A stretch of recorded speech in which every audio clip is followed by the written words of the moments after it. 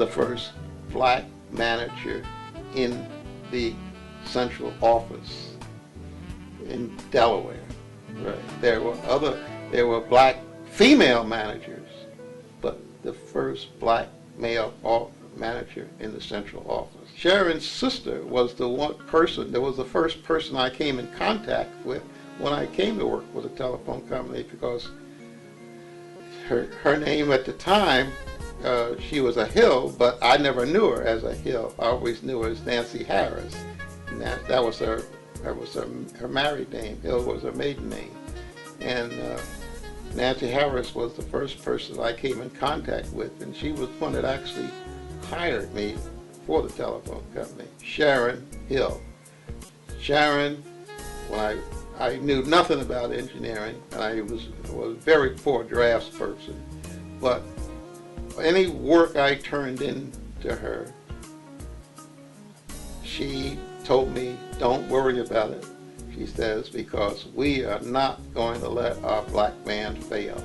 And so any work that I turned in, she made sure that when I turned it in, that she went over it with me, and we made sure that it was correct and it went out correctly. So I feel very grateful for that. Nancy Harris happened to be the first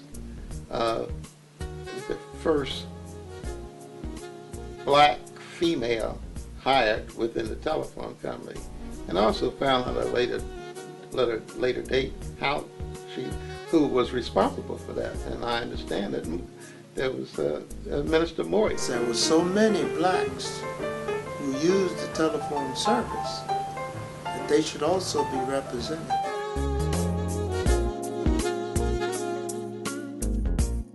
Wife had called, because at the time I was enrolled at Lincoln University. My wife called to the telephone company and asked were there any openings. They said sure, because they did not detect my wife as being a black person. When she came over here and they saw that she was a black person, they said there were no jobs available, since there were so many blacks who used the telephone service, that they should also be represented. And I told them in a polite manner that if we did not consider changes, then we had 3,000 people signed up to call and say they did not need telephone service anymore. That was one project that the NAACP followed. They stated that since there were so many blacks who used the telephone service, that they should also be represented. And so we had to have an officer coming down from Philadelphia. He said, "What do you want me to do? Fire a white girl and hire a black girl?" I said, "No.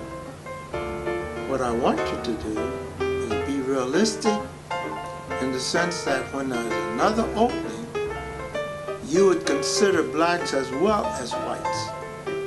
And at the same time, I went to a young lady at that time who was working in the public library, Nancy Hill. And I said, "Nancy, would you be willing to move out into what would be a very trying situation?" And force them to hire black operators. And that's